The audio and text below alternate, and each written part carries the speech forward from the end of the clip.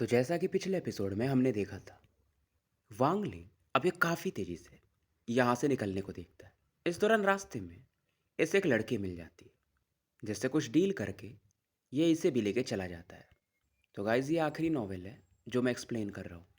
इसके बाद मैं भी एनीमे पे ही स्विच कर जाऊँगा, क्योंकि व्यूज़ इधर कुछ है नहीं और मेहनत ज़्यादा है। तो ज़्यादा प्यार दिखाओ इस नॉवेल पे, फिर बस हम एनीमे में मिलेंगे।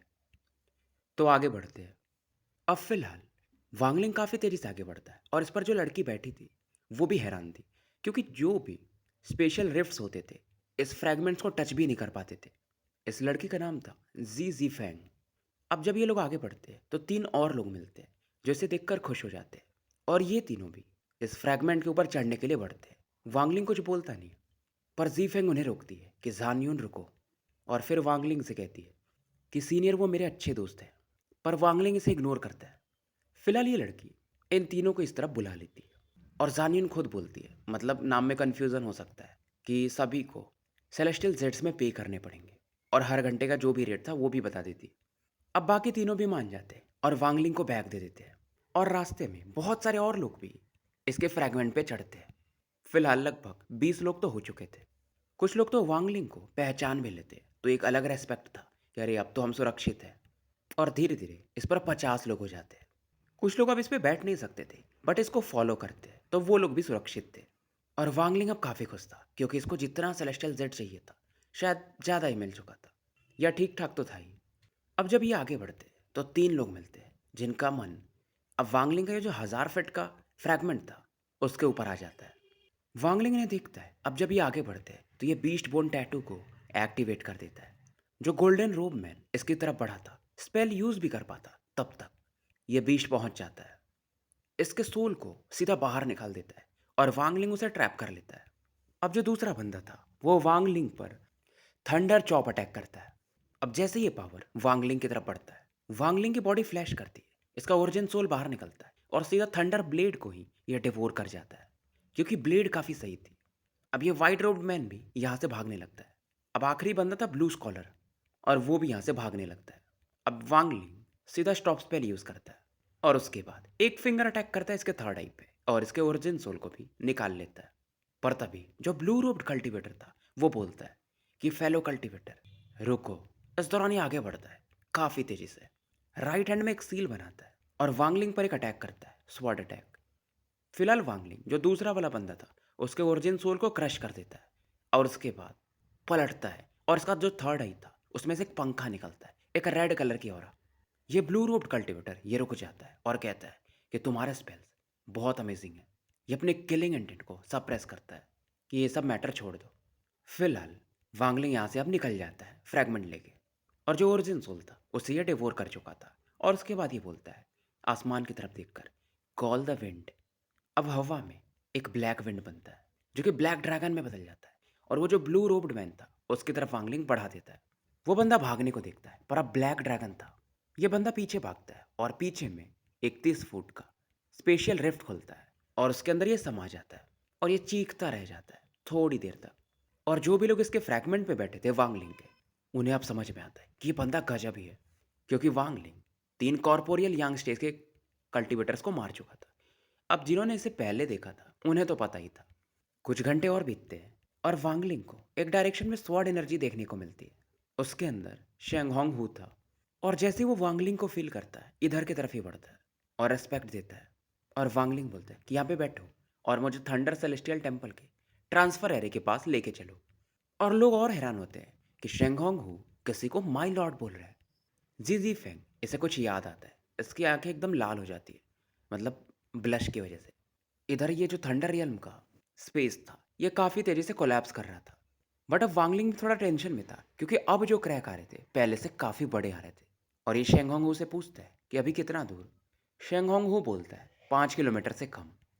अब इन्हें आगे में एक फॉर्मेशन दिखता है जहाँ पर जैंग कॉन्गली भी खड़ा था, और थंडर सेलेस्टियल टेम्पल के 7 से 8 मैसेंजर्स थे। और इस समय ये लोग भी वांगलिंग की तरफ देखते हैं, और ऐसा कुछ कनेक्शन कर रहे थे कि उसके बाद कोई इसके अंदर प्रवेश कर ही नहीं पाएगा। पर उधर से आवाज़ आती है कि निकलो स्क्रैम। ये था वांगलिंग, और इसमें फ्रैगमेंट की स्पीड और बढ़ा देता है ये। सभी को मालूम था कि अगर ये रास्ता बंद हो गया तो ये सब मरेंगे। उधर वो मैसेंजर्स जो थे वो फॉर्मेशन बना रहे थे ताकि अब कोई आ ना पाए। इधर वांगलिंग रुकता नहीं है, यह हेवनली चॉप अटैक 9 बार यूज़ करता है। एक स्पेशल रिफ्ट भी बन रहा था जिसकी वजह से ये लोग जो मैसेंजर्स थे इसे सील कर रहे थे, मतलब इस एरिया को, ताकि इसका इफेक्ट बाहर ना जाए। बट वांगलिंग सीधा उस स्पेशल रिफ्ट को ही इन 9 अटैक से काट देता है। फ्रैगमेंट जाके सीधा लाइट स्क्रीन से टकराता है। अब इस समय जैन कोंगली फाइनली वांगलिंग को देखता है और ये भी एक्साइटेड था। फिर से एक बार वांगलिंग अपने फ्रैगमेंट को पीछे खींचता है और दोबारा से लाइट स्क्रीन पर टक्कर मारता है। क्रैक्स आने लगते हैं। अब इस दौरान एक मैसेंजर कहता है कि इतना इतना इतना करेज, तुम हमारे फॉरवर्डन एरिया में घुस रहे हो। पर जब तक कि वांगलिंग कुछ करता, फ्रैगमेंट पे जो लोग थे इस बंदे से बैटल करने लगते हैं। इधर वांगलिंग की मदद से इन लोगों ने फाइनली इस लाइट स्क्रीन को तोड़ देते हैं, क्योंकि भाई सबको पता है कि जीना सभी चाहते हैं और मृत्यु सामने हो तो ठेल के आगे तो जाना ही है। और वांगलिंग के साथ जो लोग आए थे उनमें से तो एक दो कॉर्पोरियल यांग स्टेज पे थे जिन्होंने अपने पावर को छिपा के रखा था। बट इन मैसेंजर्स को सबसे ज़्यादा फर्क वांगलिंग से पड़ रहा था, क्योंकि ये बंदा भी कॉर्पोरियल यांग पे ही था, लेकिन काफ़ी अलग है बाकियों से। और ऐसा तभी होता है जब आप सेम लेवल के बंदों को मार पाओ, बहुत ज़्यादा। तो इधर फिलहाल बैटल शुरू हो जाता है। जैसे जो जी जीफेंग का ग्रुप था वो किसी और मैसेंजर पे अटैक करता है, क्योंकि ये लोग एसेंडेंट लेवल पे थे। तो एसेंडेंट वाले 20-30 मिलके आराम से कॉर्पोरियल यांग को संभाल सकते हैं। अब बीच में ऐसा होता है कि एक एसेंडेंट कल्टीवेटर को ये थंडर मैसेंजर मार देता है, लेकिन जो बंदा मर रहा था मरने से पहले इसे दांत काट लेता है। वांगलिंग इन चीज़ों को देख रहा था और इसे समझ में आता है कि जब इंसान सरवाइव करना चाहता है तो बहुत अलग होता है और इसे कुछ समझ में आता है। इस दौरान वांगलिंग काफ़ी तेज़ी से आगे बढ़ता है, अपने 2 उंगली से तलवार बनाता है और हेवनली चॉप अटैक यूज़ करता है। अब वांगलिंग को देखकर लोग और इंटेंस हो जाते हैं। अब ये जो बंदा था जिस पर वांगलिंग ने अटैक किया था वो यांग स्टेज पे था। अब बॉल ऑफ थंडर से वांगलिंग के अटैक को ये काउंटर करने को देखता है। फिलहाल दोनों एक दूसरे को काउंटर कर देते हैं। इस दौरान वो बंदा पीछे हटता है, उसके मुंह से ग्रे फॉग निकलता है जो कि बड़े से हाथ में बदल जाता है और वांगलिंग को पकड़ने को देखता है। पर इस दौरान एक सिल्वर लाइट काफ़ी तेजी से बढ़ती है। मैसेंजर के पास टाइम नहीं था कि वो इसे डॉज कर पाए, बट ये बंदा अपने ओरिजिन सोल की एनर्जी यूज़ करता है, कुछ बवंडर सा बना देता है और इस अटैक को डॉज कर पाता है। बट फिर भी वो सिल्वर लाइट इसके चेस्ट के आर पार निकल जाती है। इधर वांगलिंग फाइनली पर्पल थंडर प्रकट करता है और मैसेंजर को फाइनली मार देता है। अब जो सिल्वर लाइट थी वो फाइनली प्रकट होती है। 2 बंदे जो कॉर्पोरियल यांग वाले छिपे हुए थे वांगलिंग के बोट पर, उनमें से एक था और ये वांगलिंग को रेस्पेक्ट देता है। उसके बाद बाकियों की मदद करने के लिए आगे बढ़ता है। फिलहाल 2 मैसेंजर यहाँ पर मारे जाते हैं, बचते हैं 6 जो कि भागने लगते हैं। 6 मैसेंजर्स को पीछे हटना पड़ता है। जैन कोंगली वगैरह जो कि पहले से इस एरे के अंदर थे वो बाहर देखते हैं। ट्रांसफर एरे एक्टिवेट हो चुका था, पर इन्हें सामने कुछ ऐसा दिखता है कि जिसे शायद ये भूल नहीं सकते थे, शायद अपनी ज़िंदगी पर। क्योंकि लोग जो चिल्ला रहे थे कि यार हमें आगे आने दो आगे आने दो, उससे एक ऑरा क्रिएट होता है, साउंड वेव ऑरा। और ये साउंड मानो एक तलवार के जैसी हो, इतनी शार्प थी। 100 से ज़्यादा कल्टीवेटर्स चिल्ला रहे थे। इवन निर्वाणा स्क्रायर लेवल का बंदा भी डर जाए। और इसमें वांगलिंग अपना भी साउंड मिक्स करता है। अब ये लोग आगे बढ़ते रहते हैं और ये 6 मैसेंजर्स पीछे हटते रहते हैं, क्योंकि इन्हें चीज़ें समझ में आ रही थी। एसेंडेंट कल्टीवेटर्स इतना ज़्यादा पागल हो जाए कि आपको दांत काट ले, मतलब कितना ज़्यादा वो सरवाइव करना चाहता है। पीछे हटते हटते ये 6 भी ट्रांसफर एरे के करीब थे। अब लोग कहते हैं कि भाई फॉर्मेशन ओपन कर दो ताकि हम भी जा पाए। अब जो 3 लोग थे वो ट्रांसफर एरे को एक्टिवेट कर रहे थे और 3 आगे बढ़ते हैं। इनमें से एक सील बनाता है अपने इसेंस ब्लड को यूज़ करके। उस सील में मानो गोल्डन लॉक हो जो कि बड़ा होने लगता है, और ये टेक्निक यूज़ कर रहा था, lock the origin and seal the soul. और ये वांगलिंग पर अटैक करता है। वांगलिंग फिर से call the wind attack use करता है, साथ में बीस्ट बोन टैटू और साथ में स्टॉप स्पेल। अब वांगलिंग इसे आराम से अपने दाएं पैर से मार के पीछे फेंक देता है। अब वो बंदा बोलता है कि प्लीज़ मुझे मत मारिए। इधर वांगलिंग कर्मा विप भी निकाल चुका था और इस बंदे को ये रख लेता है, मतलब सोल को। बाकी जो 2 मैसेंजर्स थे उन्हें लोग मिलकर काउंटर कर देते हैं। एक और मैसेंजर इस दौरान मारा जाता है। उधर 3 मैसेंजर्स फॉर्मेशन को एक्टिवेट कर चुके थे। ट्रांसफर एरे अब कोलैप्स करने लगा था और ये लोग भी अब गायब होने लगे थे। मतलब ये ट्रांसफर एरे एक बार यूज़ करेंगे, साथ में से फोड़ भी रहे थे ताकि उसके बाद यहाँ से कोई बाहर ना निकल पाए। आखिरी मैसेंजर जो फाइट कर रहा था वो भी पीछे भागता है। अब ये गायब होने ही वाले थे, पर वांगलिंग आगे आता है और हेवनली चॉप अटैक यूज़ करता है। चारों मैसेंजर्स जो गायब होने वाले थे वो यहीं पे रह जाते हैं। ट्रांसफर एरे के अंदर से जो ऑरा निकल रही थी वो और इंटेंस हो जाती है।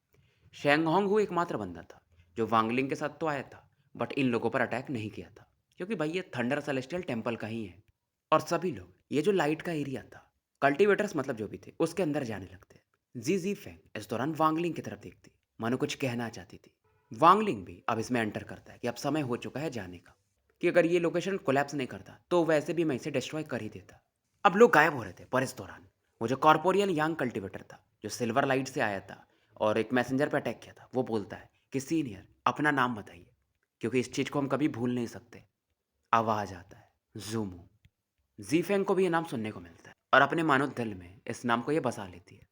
सभी लोग कहते हैं, मतलब वांगलिंग का शुक्रिया अदा कर रहे थे, और सभी को एक नाम याद था, ज़ूमू, जिसे शायद ये ज़िंदगी भर भूल ना पाए। अब इस दौरान थंडर सेलेस्टियल रियम कोलैप्स कर रहा था, क्योंकि यहाँ के बहुत सारे फ्रैगमेंट्स ओल्ड मैन लेके चले गए थे और ऑरा काफ़ी ज़्यादा कोल्ड हो जाती है। यहाँ से बहुत सारे लोग अभी भी बाहर नहीं निकल पाए थे, तो मानो वो बर्फ़ में फ्रीज़ हो रहे थे। इस दौरान एक तलवार पे एक बंदा खड़ा था, जो कि स्माइल कर रहा था और इस जगह से गायब हो रहा था। ऑल हेवन स्टार सिस्टम को दिखाया जाता है, मतलब जहाँ पर ये लोग हैं। अब यहाँ पर 100 लोकेशंस में, यानी ईस्ट के, वेस्ट के, नॉर्थ के, साउथ में रिपल्स होते हैं और अलग अलग लोग प्रकट होते हैं। अब लोग जहाँ प्रकट होते हैं उसके बाद अपनी फैमिलीज के लिए निकल जाते हैं, और एक नाम फेमस होने लगा था कि किसने इन फैमिलीज के लोगों को बचाया था, किसने उस वाइट हेयर्ड मैन यानी कि लॉर्ड किंग शुई से बैटल किया था। नाम किसी को नहीं पता था, बट सफ़ेद बालों वाला इंसान, जूमू। थंडर सेलेशियल टेम्पल भी इस बारे में बात नहीं करता है कि मानो ये घटना हुई ना हो। लेकिन एक चीज़ किसी को नहीं पता था कि जोमो का कल्टीवेशन लेवल क्या था। कुछ लोग उसे सेकंड स्टेप में बताते, तो कुछ लोग कॉर्पोरियल यांग, अब सेकंड स्टेज में भी कोई कहता कि उनका पावर कभी बहुत ज़्यादा हो जाता था। लेकिन उस दिन के बाद किसी ने जोमो को दोबारा देखा नहीं, मानो ये बंदा मिस्टीरियस हो, गायब हो चुका हो। सीन शिफ्ट होता है। ऑल हेवन स्टार सिस्टम में वेस्टर्न डोमेन को दिखाया जाता है। कहा ऐसा जाता है कि जो 4 डोमेन्स हैं, इसमें जो वेस्टर्न डोमेन है, यहाँ पर बहुत फियर्स बीस्ट रहते हैं। कल्टीवेटर्स कम हैं। 70% यहाँ का एरिया ऐसा है कि जहाँ पर कोई रहता ही नहीं है, और किसी को अगर कुछ एल्केमी मटेरियल चाहिए, तभी वो इस एरिया में एंटर करते थे। इस दौरान यहाँ के एरिया में एक रिपल होता है और एक बंदा बाहर निकलता है। ये था अपना वांगलिंग। फिलहाल ये थंडर पावर को यूज़ करता है और आसपास के एरिया को देखता है कि यार यहाँ पर फॉग भी काफ़ी अलग है, मानो ये फॉग ही जिंदा हो। ये आगे तो बढ़ता है, पर चौकन्ना था। डिवाइन सेंस ये फैला नहीं रहा था, क्योंकि इसे गड़बड़ लगता है। 3 दिन ये ट्रैवल करता है, उसके बाद रुकता है, लेकिन फॉग अभी भी इसके आसपास था। वांगलिंग खुद को शांत करता है और वर्ल्ड के साथ मर्ज करने को देखता है, और ये काफ़ी इजीली होता है। मास्टर फ्लेम स्पार्क की वजह से इसका सोल वर्ल्ड को एक्सपीरियंस कर चुका था, उसके साथ इन ट्यून हो चुका था। और वांगलिंग फाइनली यहाँ से गायब हो जाता है।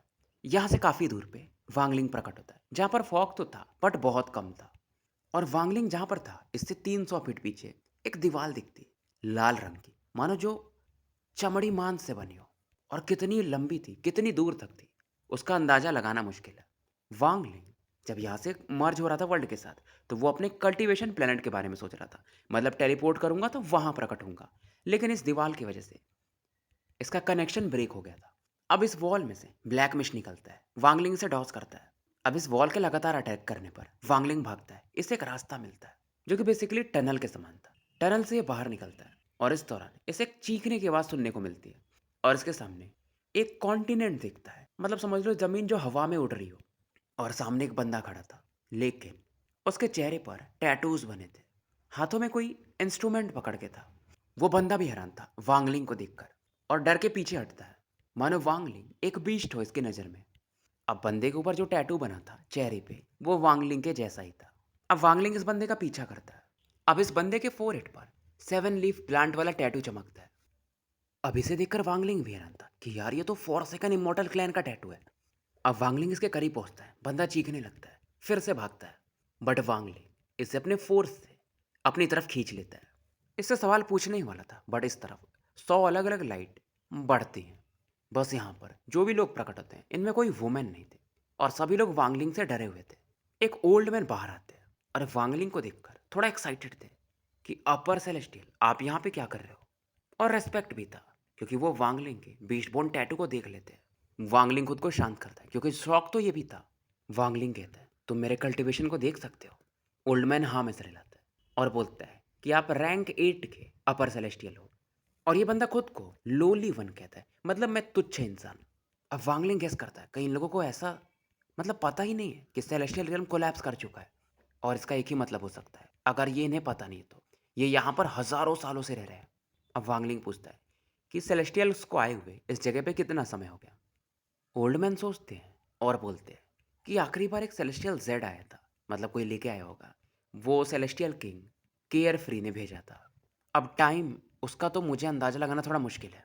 माँ केयर फ्री का जब वांगलिंग नाम सुनता है तो ये बीस्ट बोन टैटू को दिखाता है कि आपको ये पता है, क्योंकि ये टैटू मास्टर केयर फ्री का ही था। ये बंदा पहचान लेता है कि ये हाँ सेलेस्टियल किंग केयर फ्री का ट्रेजर है। इसे विदर्ड डाओ पेयर कहा जाता है। और अगर आपके पास ये है तो शायद आपको सेलेस्टियल किंग केयर फ्री ने भेजा होगा।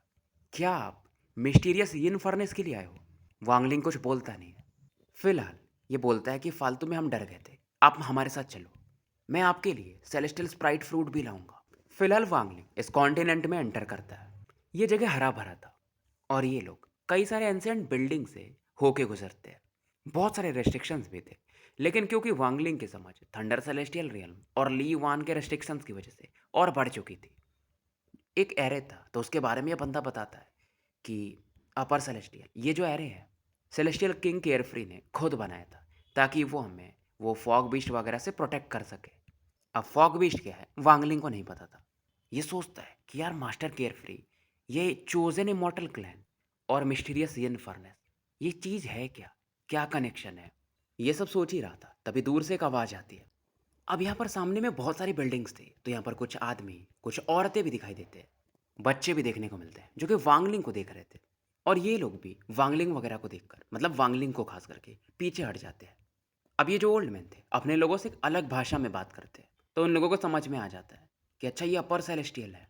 वांगलिंग अब यहाँ पर एक जगह देख के बोलता है ये जगह सही है, ज़्यादा अंदर नहीं जाना है। ओल्ड मैन भी चौंक जाते हैं और इंसिस्ट नहीं करते। अब वांगलिंग इनसे पूछता है यानी ओल्ड मैन से कि ये लोग मुझे देख के डरे क्यों हैं। ओल्ड मैन और चिंतित हो जाते और अब ये बताते क्योंकि बहुत समय बाद यहाँ पर कोई सेलेस्टियल रियल्म से आ रहा है। तो इन लोगों को ये लगता है कि सेलेस्टियल किंग अब हमें भूल चुके हैं। मैं यहाँ पर सबसे बूढ़ा हूँ, लेकिन मैं सेलेस्टियल को पहली बार देख रहा हूँ। वो तो हमारे यहाँ रिकॉर्ड्स पड़े हुए हैं हमारे एंसेस्टर्स के, तो मैं आपको पहचान पाया। और अब ओल्ड मैन बताना शुरू करते हैं कि बेसिकली हमारे क्लैन ने सेलेस्टियल किंग केयरफ्री के कहने पर इस मिस्टीरियस यीन फर्नेस को प्रोटेक्ट कर रहे हैं। और ये 30,000 साल में जो मतलब मिस्टीरियस यीन फर्नेस है 100 साल पे खुलता है। और जब खुलता है तो ब्लैक फॉग इसके अंदर से निकलता है जो कि डेमोनिक बीस्ट में बदल जाता है। और कुछ तो मतलब फॉग जो ऐसे भी है जो इंसान का भी शेप ले लेते हैं, जिसके वजह से हमारी फैमिली के बहुत सारे लोग मारे भी जा चुके हैं। और इसी को हम फॉग बीस्ट भी कहते हैं। फॉग बीस्ट ऐसा है कि इंसानों में भी बदल सकता है, इसलिए ये लोग आपसे ज़्यादा डर रहे थे। हम पहचान इसलिए लेते हैं अपने लोगों को क्योंकि हमारे बॉडी पे टैटू है। इसलिए बहुत सारे लोग अभी भी शायद मेरी बात पे भरोसा ना करें, मतलब मेरे अपने ही लोग। अब वांगलिंग सोचता है और पूछता है कि मिस्टीरियस यन फर्नेस कहाँ पे है। ओल्ड मैन भी रेस्पेक्ट से पूछते हैं कि वो हमारे फॉरबिडन एरिया में, क्या आप जाना चाहोगे? वांगलिंग हाँ में सर हिलाता है। इसे भी तो देखना था कि भाई ये क्या चीज़ है। पर इस दौरान आसमान में से एक आवाज़ आती है कि एंसेस्टर, आप इस बंदे को वहाँ नहीं लेके जा सकते। यहाँ पे एक बंदा प्रकट होता है जिसकी अपर बॉडी टैटूज से भरी थी और इसके आईब्रो पे 13 लीफ चमक रहे थे और एक डेमोनिक ऑरा को फील किया जा सकता था। वांगलिंग भी चौंक जाता है क्योंकि जब ये अपने घर पे था प्लेनेट सुजाको पे, जहाँ पे फॉरसेकन इमॉर्टल क्लैन है, तो वहाँ पे मैक्सिमम 11 लीफ वाला ही बंदा था।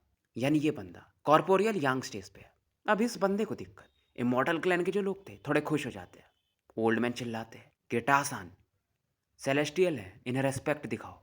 ये बंदा जिसका नाम टाशान है जो कि परली भी है, मतलब हट्टा कट्टा है, वो बोलता है एंसेस्टर आप बूढ़े हो चुके हो और आप सठिया भी चुके हो, और आपको ये सेलेस्टियल कहाँ से लगता है?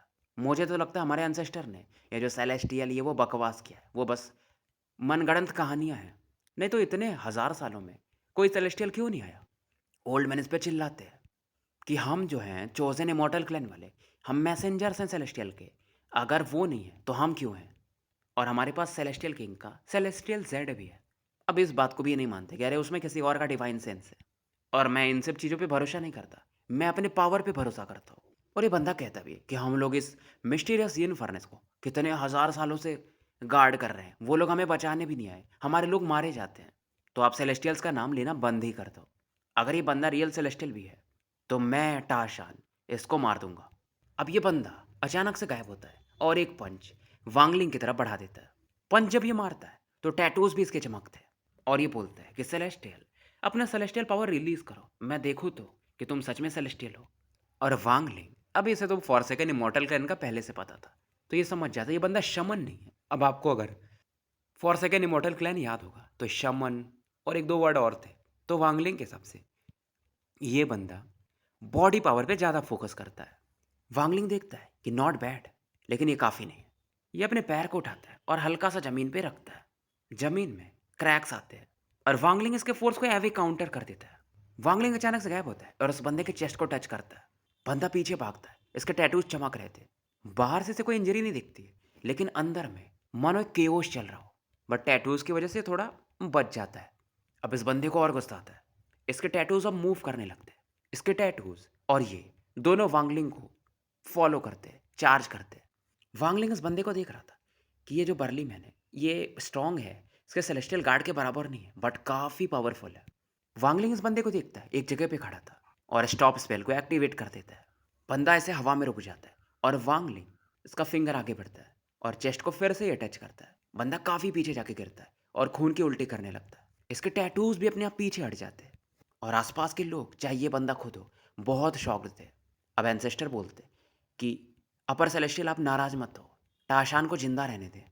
इधर वो बर्ली मैन यानी टाशान 100 कदम लगभग पीछे जाता है, चीखने लगता है और साथ में अपने चेस्ट पे पंचेस मारता है। टैटूज को इकट्ठा करने लगता है, उससे एक आर्मर बना देता है। एंसेस्टर भी समझ जाते हैं कि इस बंदे ने सेलेस्टियल स्पिरिट आर्मर को रिफाइन कर लिया है। वांगलिंग देखता है, इस आर्मर को ये भी शायद पहचानता था। जैसा कि इसके पास वो स्कैटर्ड डेमन का आर्मर था, कुछ ये वैसा ही था, बस ऑरा का फर्क था।